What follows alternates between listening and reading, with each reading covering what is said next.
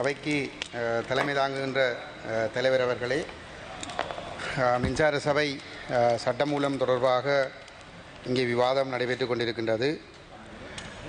இந்த சட்டமூலமானது மிக நீண்ட காலத்திற்கு இலங்கையில் வாழுகின்ற இலங்கையில் உள்ள 2 தேசத்து மக்களையும் பாதிக்கக்கூடிய ஒரு சட்டமூலம்.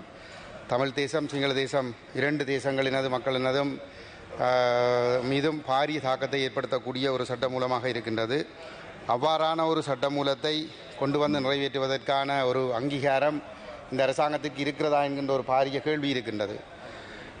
கடந்த 2002ஆம் ஆண்டிலே மக்களாணை பெற்றிருந்த கோட்டாபய ராஜபக்சவும் அவருடைய தலைமையிலான அரசாங்கமும் மக்களால் விரட்டி அடிக்கப்பட்டு மக்கள் வழங்கிய ஆணையை வாபஸ் பெற்றிருக்கின்ற ஒரு நிலைமையிலே இடைக்காலத்திற்காக பொறுப்பேற்றிருக்கின்ற மக்கள் ஆணை இல்லாத முற்றுமுழுதாக 99% மக்களால் நிராகரிக்கப்பட்ட ரணில் விக்ரமசிங்க அவர்கள் இந்த பதவியை ஏற்றுக்கொண்டு மக்களால் விரட்டப்பட்ட நாடாளுமன்றம், மக்களாணை மீளப்பெறப்பட்ட நாடாளுமன்ற உறுப்பினர்களை கொண்ட ஒரு அரசாங்கம் இந்த சட்டமூலத்தை கொண்டு வருவது என்பது மிக நீண்ட காலத்திற்கு இந்த தீவினுடைய 2 தேசங்களையும் பாதிக்கக்கூடிய ஒரு விடயம்.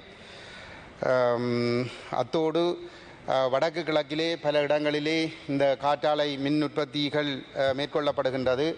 அது தொடர்பாக எங்களுடைய தேசத்தில் உள்ள எங்களுடைய அரசியல் தரப்புகளோடு எந்த விதமான உரையாடல்களும் மேற்கொள்ளப்படவில்லை. எதேச்சாதிகாரமாக எங்களுடைய தேசத்திலே இந்த காற்றாலைகள் நிறுவ தொடர்பான முடிவுகள் எடுக்கப்படுகின்றது. குறிப்பாக மன்னார் மாவட்டத்திலே நிறுவப்பட்டிருக்கின்ற காற்றாலைகள் மற்றும் தனங்களப்பு பகுதியிலே நிறுவப்பட்டிருக்கின்ற காற்றாலைகளால் மீன் உற்பத்தி பாதிக்கப்படுகின்ற அதே நேரத்திலே மக்களுடைய இயல்பு வாழ்க்கைக்கும் பெரும் பாதிப்பு ஏற்பட்டிருக்கின்றது. ஆகவே இந்த செயல்பாடுகளை நாங்கள் மிகவும் வன்மையாக கண்டிக்கின்றோம். எங்களுடைய தேசம் சார்ந்து எடுக்கப்படுகின்ற முடிவுகள் எங்களோடு பேசப்பட்டுத்தான் எடுக்கப்பட வேண்டும். ஆனால் அந்த அடிப்படையில் எந்த செயல்பாடுகளும் முன்னெடுக்கப்பட்டிருக்கவில்லை. அந்த அடிப்படையிலே இந்த சட்டமூலத்திற்கு எங்களுடைய ஆதரவை வழங்க முடியாது என்பதனை இந்த இடத்திலே பதிவு செய்து கொண்டு நான் வேறு விடயங்களுக்குள் செல்கின்றேன். யாழ்ப்பாணத்திலே தொடர்ச்சியாக அல்லது வடகிழக்கிலே போலீசாருடைய அராஜகங்கள் தொடர்ச்சியாக இடம்பெற்று வருகின்ற நேரத்திலே கடந்த 19/11/2023 அன்று ஒரு இளைஞர் ஸ்ரீலங்கா வட்டுக்கோட்டை போலீசாருடைய கஸ்டடியில் இருந்த பொழுது கடுமையாக சித்திரவதைக்கு உள்ளாக்கப்பட்ட நிலைமையிலே படுகொலை செய்யப்பட்டிருந்தார், உயிரிழந்திருந்தார். அவருடைய கொலை தொடர்பாக 4 போலீசார் கைது செய்யப்பட்டிருக்கின்ற போதிலும் கூட அந்த சித்திரவதைகள் நடைபெற்ற 4 நாளும் அந்த வட்டுக்கோட்டை போலீஸ் நிலையத்திலே பொறுப்பதிகாரியாக இருந்த OIC மீது இதுவரைக்கும் எந்த விதமான நடவடிக்கைகளும் எடுக்கப்பட்டிருக்கவில்லை.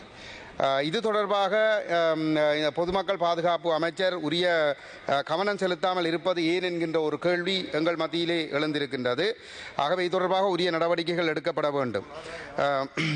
நேற்று முன்தினம் பொன்னாலை பகுதியிலே கிருஷ்ணவேணி என்கின்ற ஒரு பெண் தலைமைத்துவ குடும்பத்தைச் சேர்ந்த ஒரு பெண் தன்னுடைய வளவிலே ஒரு குழாய் கிணறு ஒன்றை அமைத்துக் கொண்டிருந்த பொழுது அங்கு சென்ற வட்டுக்கோட்டை போலீஸ் நிலைய போலீசார் அந்த அனுமதி பெறப்படவில்லை என்பதனை காரணம் காட்டி அவரிடமிருந்து 8,000 ரூபாய் கப்பத்தை பெற்றுக் கொண்டு சென்றிருக்கின்றார்கள்.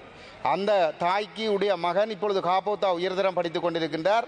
அவர் தன்னுடைய பாடசாலை கல்வி நேரம் போக மிகுதி நேரத்திலே கூலி வேலை செய்து அதிலே சேமித்த பணத்திலே தான் இந்த குழாய் கிணறு அமைக்கின்ற பணி மேற்கொள்ளப்பட்டிருக்கிறது. அந்த பணத்திலே தான் 8,000 ரூபாய் பிடுங்கி சென்றிருக்கிறார்கள் வட்டுக்கோட்டை போலீசார். அந்த போலீசாருடைய பெயர் சுமணஸ்ரீ, குமார மற்றும் கசுன் என்ற 3 போலீஸ் உத்தியோகத்தர்கள் இந்த கப்பத்தை பெற்றிருக்கிறார்கள். இவர்கள் மீது நடவடிக்கை எடுக்கப்பட வேண்டும். அடுத்ததாக ஆனைக்கோட்டை ஆறுகால் மடம் பகுதியைச் சேர்ந்த கந்தசாமி சேகரன் என்கின்ற மனநிலை பாதிக்கப்பட்ட ஒரு நபர் கடந்த 14/11/2023 ஆண்டு காரநேர் பகுதியிலே ஒரு கிராம சேவையாளர் அலுவலகம் ஒன்றில் சந்தேகத்துக்கிடமான முறையிலே நிற்கிறார் என்ற தகவல் கிராம சேவையாளரால் வட்டுக்கோட்டை போலீசாருக்கு தெரியப்படுத்தப்பட்டு போலீசாரால் அவர் கைது செய்யப்பட்டு கொண்டு செல்லப்பட்டிருக்கின்றார். அதற்கு பிற்பாடு 18ஆம் தேதி 11ஆம் மாதம் 2023 அன்று பொன்னாலை சந்திக்கு அருகிலே ஒரு பட்டைக்குள்ளிருந்து சிதைந்த நிலையில் அவருடைய சடலம் மீட்கப்பட்டது. அந்த செய்தியை சேகரிப்பதற்கு சென்ற ஊடகவியலாளர் புவனேஸ்வரன் கஜிந்தன் என்ற ஊடகவியலாளர் போலீசாரால் அச்சுறுத்தப்பட்டிருக்கின்றார். அந்த கொலை தொடர்பாக இன்று வரை எவரும் கைது செய்யப்படவில்லை. இது போலீசாரால் மேற்கொள்ளப்பட்ட படுகொலை, வட்டுக்கோட்டை போலீசாரால். அதே போன்று காங்கேசந்துறை விசேட போலீஸ் பிரிவைச் சேர்ந்த ஒரு போலீஸ் உத்தியோகத்தர், அவருடைய போலீஸ் இலக்கம் 90-829. இந்த நபர் கடந்த சில 21ஆம் தேதி மே மாதம் 21ஆம் தேதி வாளால் பொதுமகன் ஒருவரை வெட்டியிருக்கிறார். அவர் அந்த சம்பவம் தொடர்பாக இன்று வரை அவர் மீது நடவடிக்கை எடுக்கப்படவில்லை. துரதிருஷ்டவசமாக கடந்த 30ஆம் தேதி யாழ்ப்பாணம் ஒருங்கிணைப்பு குழு கூட்டத்திலே ஏஎஸ்பி யாழ்ப்பாணத்திற்கு பொறுப்பான உதவி போலீஸ் அத்தியட்சகர் கூறுகிறார், அங்கே அவர் ஒரு தற்காப்பு நடவடிக்கையாக தடுக்க முற்பட்ட போது, அவர் மீது மேற்கொள்ளப்பட்ட தாக்குதலை தடுக்க முற்பட்ட போதுதான் அந்த தவறுதலாக அந்த வாழ்வெட்டு நடைபெற்றது என்று சொல்லி. ஆனால் அது அப்பட்டமான போய்.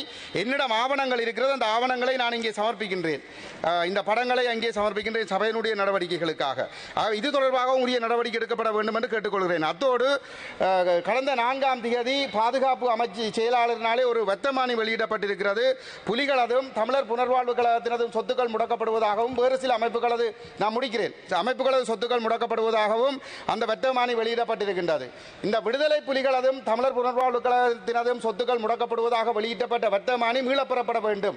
இதனை நாங்கள் வன்மையாக கண்டிக்கிறோம். புலிகள் மீதும் தமிழர் புனர்வாழ்வு கழகத்தின் மீதான தடைகள் நீக்கப்பட வேண்டும் என்று நாங்கள் வலியுறுத்துகிறோம். அத்தோடு ஒரு நிமிடம் கொடுங்கள். அத்தோடு பல்கலைக்கழக ஊழியர்கள் தொடர் போராட்டத்தில் ஈடுபட்டிருக்கிறார்கள். அதனால் மாணவர்கள் தொடர்ந்து பாதிக்கப்படுகிறார்கள். இங்கே ராஜாங்க அமைச்சர் உயர்கல்வி ராஜாங்க அமைச்சர் சொன்னார், தாங்கள் அதை தீர்ப்பதற்கு பேசிக் கொண்டிருக்கிறோம் என்று சொல்லி. ஆனால் அந்த ஊழியர்களோடு பேசப்பட்ட விடயங்கள் தொடர்பாக எழுத்து மூல உத்தரவாதம் இல்லாதால் தொடர்ந்து போராட்டம் நடைபெறுகிறது. அதனால் மாணவர்கள் தொடர்ந்து பாதிக்கப்படுகிறார்கள். அதனால் தயவு செய்து அவர்களுடைய கோரிக்கைகளை நிறைவேற்றுவதற்கு உரிய நடவடிக்கைகள் எடுக்கப்பட வேண்டும் என்று மீண்டும் வலியுறுத்தி விடைபெறுகிறேன். நன்றி.